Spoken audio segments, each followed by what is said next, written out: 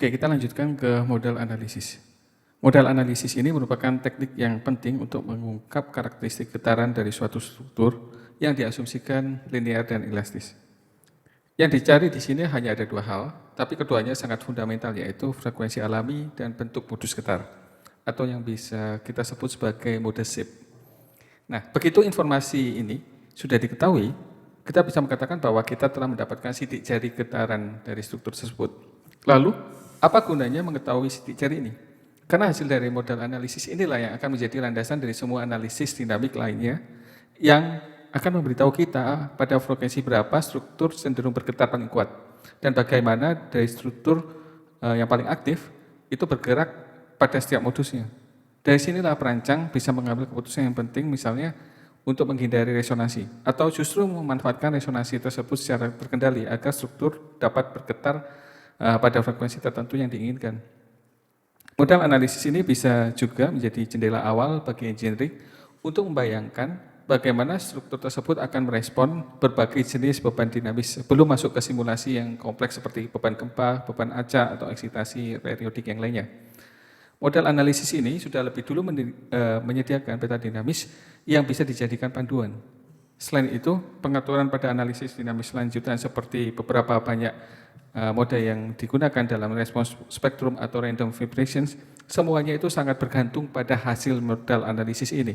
Artinya, tanpa memahami frekuensi alami dan mode shapes, analisis dinamis lanjutannya itu seperti menembak dalam kegelapan. Jadi agar model analisis ini bisa diformulasikan dengan rapi, ada beberapa asumsi dan pembatas yang penting yang perlu digarisbawahi. Yang pertama adalah struktur tersebut dianggap linear. Artinya baik matriks massa maupun matriks kekakuan itu dianggap konstan.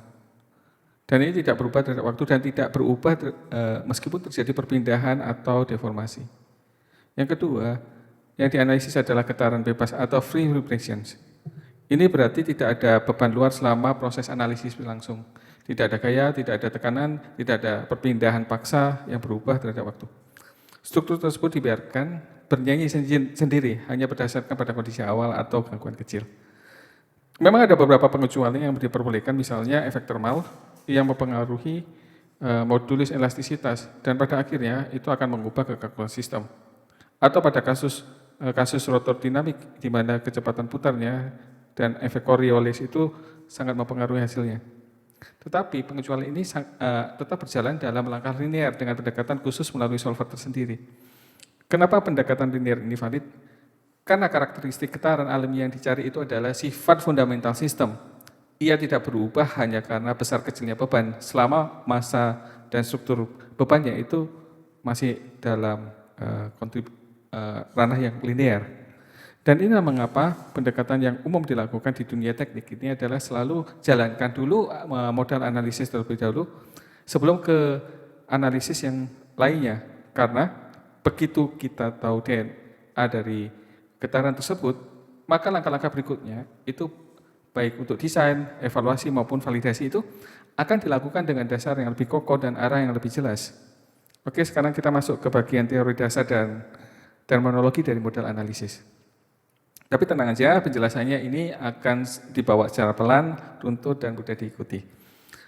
Tanpa perlu pusing dengan notasi matematikanya. Oke, kita mulai dari kondisi yang paling sederhana, yaitu gerakan bebas tanpa redaman.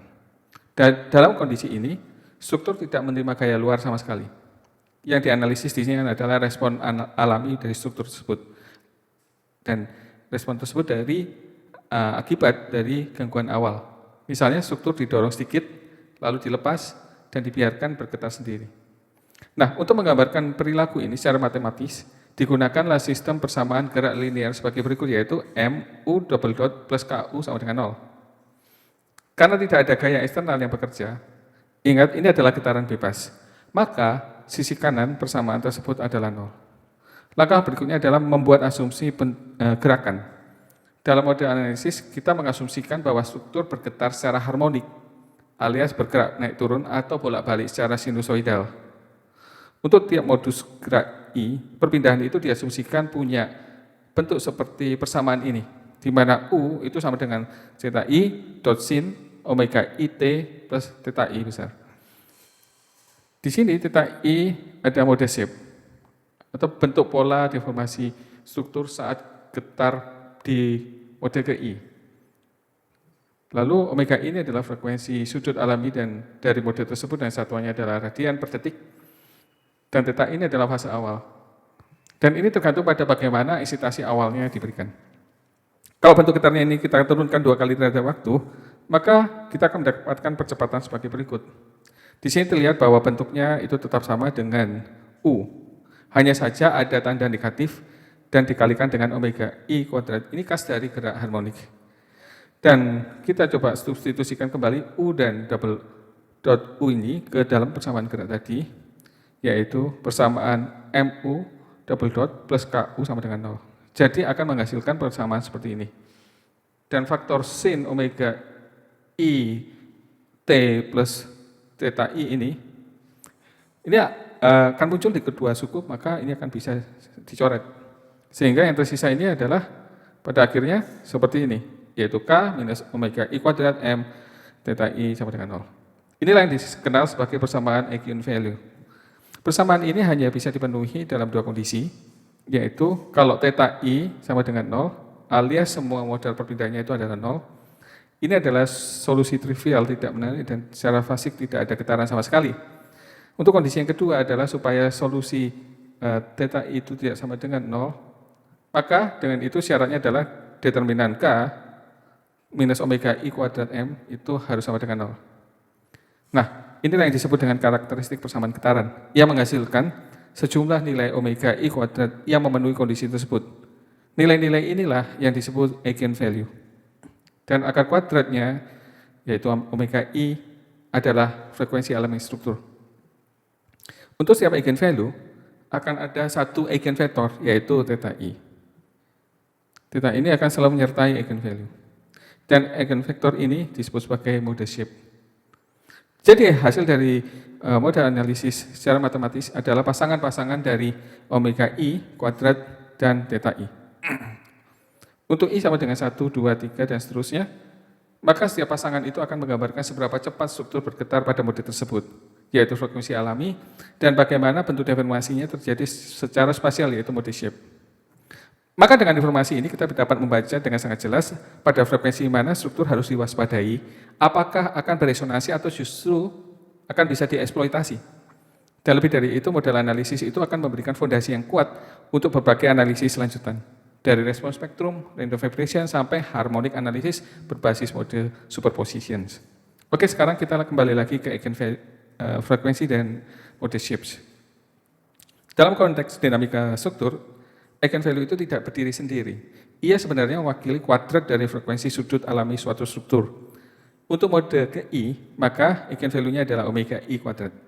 Kalau kita ambil akar dari nilai ini, maka kita akan mendapatkan omega I, yang disebut sebagai natural circular frequency. Dan ini satuannya adalah radian per detik. Namun dalam praktiknya, frekuensi ini biasanya dikonversi ke dalam satuan yang lebih umum dikenal, yaitu Hertz. Itu maksudnya supaya lebih mudah dimaknai. Dan hubungannya akan menjadi sangat sederhana, di mana omega I sama dengan 2pi Fi, atau sebaliknya Fi sama dengan omega I per 2pi. Dengan rumus ini, eigenvalue ini akan bisa diterjemahkan menjadi frekuensi alami dalam satuan Hertz. Inilah angka-angka yang biasanya muncul di hasil model analisis. Misalnya mode pertama itu berada di sekitar 19 Hz, mode kedua di 202 Hz, mode ketiga di 249 Hz, dan seterusnya. Nilai-nilai yang akan ditampilkan oleh ANSYS dalam daftar hasil analisis. Oke, sekarang bagaimana dengan eigenvektor? Seperti yang sudah dijelaskan sebelumnya, bahwa untuk setiap eigenvalue, omega I kuadrat itu akan ada satu atau ada pasangannya, yaitu eigenvektor yang dalam rupa theta I yang menyertainya. Dan eigenvektor ini disebut sebagai mode shape. Nah, mode shape ini menggambarkan bentuk deformasi struktur ketika bergetar dengan frekuensi Fi. Dan ini akan menunjukkan bagaimana bagian mana pada struktur yang bergerak paling besar dan bagaimana yang cenderung diam. Nah, ini bisa dianggap sebagai pola gelombang dari getaran struktur. Di ANSYS Mechanical Mode Shape ini biasanya divisualisasikan dalam bentuk plot animasi Misalnya mode 1 ini mungkin menampilkan gerakan vertikal seperti busur yang terangkat ini ya. Lalu mode 2 ini mungkin berbentuk gelombang dengan 2 puncak dan 1 lembah. Dan mode ketiga ini bisa menampilkan pola deformasi yang lebih kompleks. Atau mungkin kombinasi mode 1 dan 2. Dan masing-masing mode itu memiliki frekuensi dan bentuk getar yang berbeda. Di sini ada satu hal yang penting, yaitu mode shape tidak memiliki skala yang absolut. Artinya angka perpindahan yang ditampilkan itu bukan berarti struktur benar-benar bergeser sejauh itu. Yang relevan itu adalah justru pola relatifnya, yaitu bagian mana yang simpangannya besar dan kecil. Bukan besar angka perpindahannya. Karena itu vektor theta itu selalu dinormalisasi. Ada 2 pendekatan umum untuk menormalisasi ini, dan itu sudah dibahas sebelumnya. Asis mekanikal ini secara default menggunakan pendekatan normalisasi yang terhadap matriks massa. Artinya, angka-angka perpindahan pada mode shape itu tidak bisa langsung dibaca sebagai perpindahan dalam meter atau milimeter. Ia lebih tepat dianggap sebagai peta simpangan relatif saja. Namun, meski tanpa skala yang absolut, mode shape itu tetap punya makna fisik yang kuat, karena disinilah kita akan tahu di mana simpangan terjadi paling besar, di mana relatifnya kecil, dan bagaimana distribusi getaran itu akan menyebar di seluruh struktur. Itulah mengapa ketika kita melihat hasil gain frekuensi itu dan mode shape-nya itu juga di asis mekanikal, itu sebaiknya dibaca seperti ini. Yang pertama adalah angka-angka pada tabel tersebut menunjukkan frekuensi alami dalam Hertz. Yang kedua, warna atau kontur pada gambar modul itu menunjukkan pola deformasi dari mode tersebut. Dan yang ketiga, nilai numeriknya itu hanya mewakili skala ternormalisasi, bukan perpindahan secara aktual ya. Dengan cara pandang seperti ini kita akan jauh lebih mudah memahami dan memanfaatkan hasil modal analisis sebagai dasar untuk berbagai analisis dinamik selanjutnya. Baik, sekarang kita masuk ke bagian participation factor dan effectiveness. Kalau sebelumnya kita hanya bertanya struktur ini punya mode berapa dan bentuknya seperti apa, sekarang pertanyaannya akan menjadi lebih spesifik. Mode-mode ini seberapa besar kontribusinya kalau struktur diberi beban dari arah tertentu. Dalam model analisis, setiap mode itu menghasilkan sebuah bentuk getar, yaitu vektor theta. Tapi tidak semua mode itu memiliki pengaruh yang sama. Ada mode yang sangat responsif kalau struktur digoncang dari arah X, tapi nyaris tidak bereaksi kalau digoncang dari arah yang lain. Dan disinilah kita menggunakan konsep participation factor yang biasa ditulis sebagai gamma I. Secara matematis, participation factor ini untuk mode ke I itu didefinisikan sebagai persamaan ini. Di mana theta adalah mode shape untuk mode ke I, M adalah matriks massa, dan D ini adalah vektor unit displacement pada arah global tertentu. Misalnya 1 pada arah X dan 0 pada komponen yang lainnya. Kalau kita terjemahkan ke dalam bahasa yang lebih sederhana, maka gamma I ini akan mengukur berapa banyak massa yang ikut terseret oleh mode tersebut. Kalau struktur tersebut diberi gaya satu satuan di arah tertentu. Jadi kalau gamma I besar di arah X, artinya mode ke I itu akan sangat dominan kalau struktur diberi eksitasi dari arah X. Sebaliknya, kalau nilainya kecil, maka mode itu nyaris tidak bereaksi terhadap arah gaya tersebut. Di sistem mechanical, nilai-nilai ini bisa langsung dilihat di bagian solution information di sini ya. Nah, ini akan ada tabel participation factor summary. Tabel ini menunjukkan nilai gamma I untuk setiap mode. Ini dipisahkan menurut arah translasi XYZ maupun arah rotasi RX, RY, RZ. Baris dengan nilai tertinggi dalam satu kolom ini menunjukkan mode yang paling dominan jika struktur diberi beban pada arah tersebut. Setelah kita mengetahui participation factors-nya, kita bisa lanjut ke pertanyaan, kalau mode ke ini aktif, kira-kira berapa besar massa yang benar-benar ikut bergerak dalam arah tersebut? Dan ini jawabannya dinyatakan dalam bentuk effectiveness. Variabelnya adalah MF, I ini. Dan rumusnya sebagai berikut. Namun, dalam kebanyakan kasus, ASI sudah melakukan normalisasi terhadap massa, yaitu theta I transpose dot M dot theta I itu sama dengan 1. Dengan normalisasi ini, maka persamaannya menjadi lebih sederhana, yaitu MF, I ini adalah gamma I kuadrat. Jadi kalau mode shape sudah dinormalisasi terhadap massa, maka nilai efektif massa itu tinggal dikuadratkan saja dari participation faktornya. Satuannya adalah massa dan nilainya itu dihitung per arah. Bayangkan begini, ada jumlah effective mass dari semua mode untuk arah X. Idealnya, totalnya akan mendekati total massa struktur di arah X. Tapi tentu saja, berapa dekatnya dengan massa total, itu akan sangat tergantung pada berapa banyak mode yang Anda ekstrak. Kalau jumlah modenya itu terlalu sedikit, maka efektif mass totalnya itu biasanya belum mencerminkan massa struktur secara keseluruhan. Karena itu digunakan patokan yang praktis, di mana rasio efektif mass-nya itu terhadap total mass-nya yang nilai mendekati atau lebih dari 90%, itu akan dianggap sudah cukup memadai. Rasio ini dilihat untuk masing-masing arah X, Y, Z, dan rotasi jika relevan. Jika nilainya masih jauh di bawah 90%, artinya masih banyak massa yang belum terwakili oleh mode yang dianalisis, maka jumlah mode sebaiknya ditambah. Di ANSYS Mechanical, semua data ini bisa ditemukan dalam Solutions Information. Nah, ini di bawah tabel Participation Factor ada tabel Effective Mass. Dan satu lagi, tabel Ratio of Effective Mass to Total Mass. Tabel Effective Mass ini menunjukkan bahwa MFI ini untuk tiap mode, untuk tiap arah. Dan bagian di bawah tabel ini menunjukkan total effective mass dari semua mode yang diambil. Sedangkan tabel rasio ini memberikan gambaran secara cepat seberapa besar massa yang sudah terwakili dibandingkan dengan total massa aktual strukturnya. Maka dengan memahami ini, kita tidak hanya tahu bahwa mode 1 itu mempunyai frekuensi sekian Hz atau mode 2 itu bentuk getarannya seperti ini. Tapi kita juga akan tahu mode mana yang paling berpengaruh untuk arah eksitasi tertentu. Dan apakah jumlah mode yang Anda ekstrak itu sudah cukup untuk dipakai dalam analisis lanjutannya. Analisis lanjutan itu seperti respon spektrum, harmonic response, atau base excitation. Oke, selanjutnya dibalik satu perintah yang sederhana, yaitu run solve itu, sebetulnya ANSYS sedang mengerjakan tugas yang berat. Dia akan mencari akar-akar persamaan eigen dari sistem dengan ribuan, bahkan jutaan kebebasan. Di ANSYS, algoritma yang digunakan untuk ini bisa dilihat pada bagian solver type ini.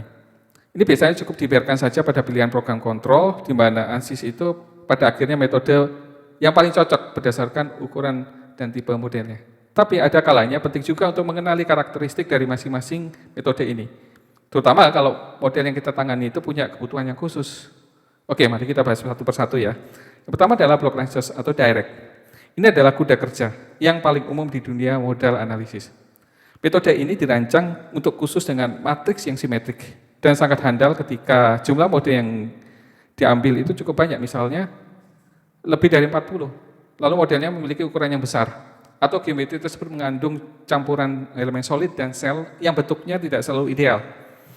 Kalau kita ragu harus pakai apa dan modelnya berukuran sedang hingga besar, maka block language ini adalah pilihan yang aman. Selanjutnya adalah PCG language atau iteratif. Nah, metode ini cocok untuk sistem simetri ya, tapi dengan pendekatan yang iteratif. Ini akan membuat lebih hemat memori. Biasanya ini digunakan untuk model 3D solid yang sangat besar, dengan derajat kebebasan yang bisa mencapai sampai jutaan. Sementara jumlah mode yang diambil itu tidak terlalu banyak, misalnya seperti hanya 100 saja. Namun ini perlu dicatat bahwa metode ini tidak bisa digunakan untuk analisis buckling. Yang ketiga adalah ansimetrik. Ini sesuai dengan namanya, metode ini dipakai saat sistemnya itu tidak lagi simetri. Misalnya pada beberapa kasus FSI atau Fluid Structure Interaction, atau formulasi khusus lainnya yang menghasilkan matriks kekakuan dan massa yang tidak simetri.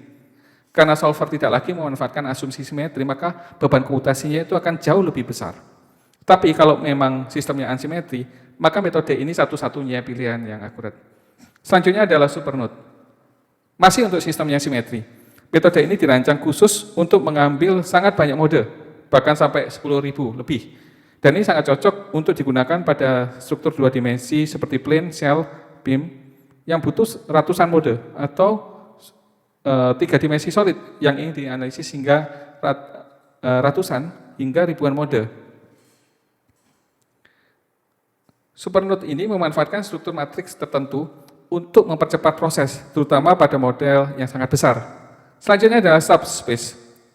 Metode ini juga digunakan untuk sistem yang simetri dan memiliki kelebihan khusus, yaitu cocok dipakai untuk situasi di mana matriks kekakuan atau gabungan matriks itu untuk menjadi indefinite. Nah, karakteristiknya ini mirip seperti blok Lanczos. Dalam kondisi tertentu dia akan lebih stabil. Subspace ini juga bisa digunakan untuk buckling analisis. Dan ini bisa dijadikan alternatif yang sangat fleksibel. Jadi kesimpulannya, untuk penggunaan sehari-hari, opsi program kontrol ini sudah sangat memadai. Tapi jika analisis terasa tidak optimal, atau mungkin Anda sedang mengejar efisiensi khusus, maka dengan memahami metode ini, akan bisa memberikan kita kontrol ekstra terhadap performa solver. Nah, sekarang kita masuk ke pertanyaan klasik yang sering muncul. Kalau model saya itu punya kontak, bagaimana pelakuannya saat dilakukan model analisis yang linear? Nah, ingat, model analisis itu mengasumsikan sistem linear. Sementara sebagian besar tipe kontak itu pada dasarnya adalah non-linear. Dan ini bisa saling menempel, bisa lepas, bisa gesek, dan semuanya itu tergantung pada gaya yang bekerja. Karena itu dalam model analisis, perilaku kontak itu harus diluruskan terlebih dahulu ke bentuk yang linear. Tabel yang biasanya muncul di slide itu seperti ini merangkum tipe kontak diperlakukan dengan membandingkan. Yang pertama adalah perilaku saat statik analisis, lalu perilaku saat modal atau analisis dinamik lainnya. Selain itu, posisi titik kontak juga menjadi perhatian dengan mempertimbangkan beberapa poin berikut. Yang pertama adalah apakah titik awalnya itu sudah menyentuh atau initially touching. Yang poin kedua, apakah ini berada di dalam pinball region atau di luar pinball region. Oke, mari kita bahas beberapa tipe kontak secara ringkas di sini ya. Yang pertama adalah bounding kontak, ini ada dua, yaitu statik dan modal. Untuk yang statik, permukaannya dianggap nyatu, tidak boleh bergerak relatif. Yang modal, jika titik berada di area sentuh awal atau pinball region, maka ini akan dianggap sebagai bounded. Tapi kalau sudah di luar pinball, itu maka elemen dianggap free atau bebas. Selanjutnya adalah no separations. Untuk yang statik, permukaan ini boleh bergeser secara tangensial, tapi tidak boleh saling menjauh. Untuk modal, di daerah kontak utama tetap dianggap no separations, dan di luar pinball itu free. Untuk kontak rough, pada simulasi statik, gerakan relatif tangensial ini dikunci dan tidak boleh geser. Sedangkan untuk modal, jika awalnya itu menyentuh, maka linearisasinya itu akan dianggap bounded. Tapi di dalam dan di luar pinball itu akan dianggap bebas. Jadi karakter mengunci hanya terjadi dan disyaratkan secara terbatas. Selanjutnya adalah frictionless contact. Untuk yang statik, ini boleh meluncur tanpa gesekan, asal tidak saling tembus. Untuk yang modal, jika titik awalnya itu menyentuh, diasumsikan no separation. Begitu keluar dari pinball region, maka kontak dianggap sebagai free. Dan yang terakhir adalah frictional kontak. Untuk simulasi statik, inilah model kontak gesekan yang paling umum. Dan untuk modal, dia akan dilinearkan berdasarkan nilai koefisien gerak. Jika 0, maka dianggap no separations. Jika ada, maka itu akan dianggap mendekati perilaku bounded. Dan di luar pinball tetap saja akan dianggap sebagai free. Jadi intinya begini.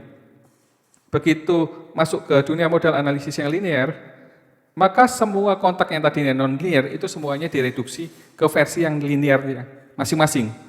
Agar tujuannya itu adalah agar solver itu bisa bekerja tetap jalan dan solver bekerja dengan sistematik yang linear. Tetapi pengaruh utama kontak terhadap kekakuan struktur itu tetap tercermin dalam hasil frekuensi dan model shape. Dalam analisis setting, hal pertama yang harus diputuskan adalah berapa banyak frekuensi alami yang ingin dicari. Secara default, ANSYS ini akan mengambil 6 frekuensi pertama. Untuk struktur yang sederhana, ini seringkali sudah cukup. Tapi untuk sistem yang lebih kompleks, misalnya bangunan tinggi, komponen pesawat terbang, atau rakitan mesin tertentu, maka kita akan butuh lebih banyak mode untuk mewakili perilaku dinamisnya secara menyeluruh. Dan di sini ada dua pendekatan utama, yaitu yang pertama adalah first end frekuensi, dan yang kedua adalah first end frekuensi in a range. Untuk yang pertama, kita langsung masukkan angka, misalnya 20 kayak gitu. Dan solver itu akan mencari 20 frekuensi terendah berurutan. Untuk first and yang kedua ini, maka kita perlu menentukan rentang frekuensinya, misalnya 0 sampai 1000 Hz. Dan kita minta solver tersebut mengambil N mode dalam rentang tersebut. Pendekatan kedua ini sangat berguna kalau kita kalau kita sudah tahu rentang frekuensinya. Misalnya dari pengukuran, atau spek mesin, atau input loading. Beberapa metode solver seperti Supernode itu bahkan bisa memberikan akurasi yang lebih baik kalau kita bantu dengan rentang frekuensi seperti ini. Jadi intinya, pilihan jumlah mode itu bukan cuma soal banyak atau sedikit, tapi soal cakupan. Apakah rentang frekuensi struktur Anda itu sudah cukup terwakili atau belum? Selanjutnya adalah output control.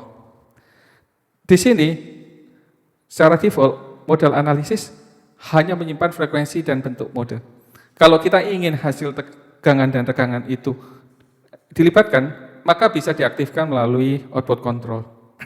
Tapi perlu dicatat di sini bahwa tegangan di sini bukan tegangan karena beban tertentu, melainkan ini adalah distribusi pola tegangan akibat deformasi satuan pada mode tersebut. Jadi lebih bersifat relatif. Besarnya baru akan bermakna jika sudah dikombinasikan dengan analisis lanjutan, misalnya harmonic response atau respon spektrum. Jadi kalau model analisis Anda ingin di-link ke sistem yang lain dalam proyek skematik, pertimbangkan juga output apa saja yang perlu diaktifkan sejak awal. Selanjutnya adalah solver control, dump atau tidak. Di bagian ini kita perlu menentukan apakah model analisis akan mengabaikan dumping atau memperhitungkan dumping. Kalau mengabaikan, artinya dump-nya itu adalah no, maka yang dicari adalah hanya frekuensi alami yang tidak terdump dan bentuk mode biasa. Tapi kalau kita ingin mempertimbangkan atau memperhitungkan dumping, maka ini dipilih yes. Nah, ini solver akan memperhitungkan efek redaman dan hasil yang diperoleh adalah frekuensi kompleks yang memuat informasi mengenai kecepatan redam dan stabilitas sistem. Untuk solver type-nya, pada mode teredam itu akan muncul beberapa pilihan tambahan, yaitu full dump dan reduce dump. Kalau struktur kita memiliki damping yang signifikan, misalnya struktur yang berputar, atau sistem dengan banyak join elastis, maka analisis tidak teredam ini seringkali tidak cukup. Disinilah kita akan menggunakan dump model analisis bersamaan gerak dengan sistem redaman dapat ditulis sebagai berikut.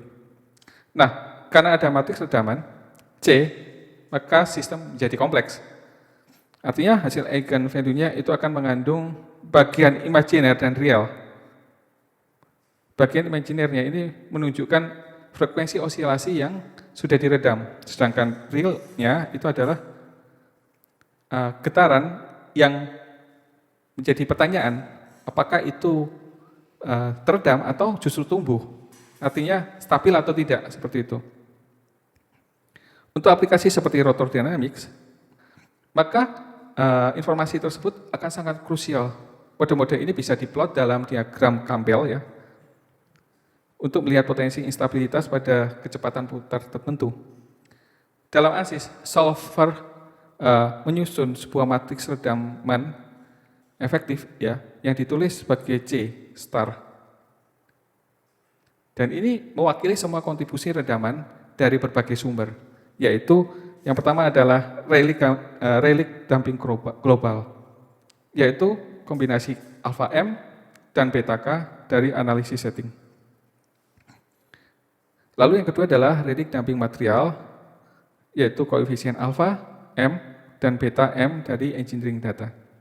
Yang ketiga adalah struktural atau hysteretic damping, yaitu koefisien G yang menambahkan komponen imajiner ke dalam kekakuan.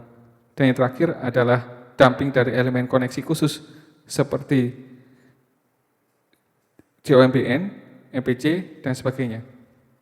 Semua ini dijumlahkan dalam satu matriks yang kompleks, yaitu C star ini.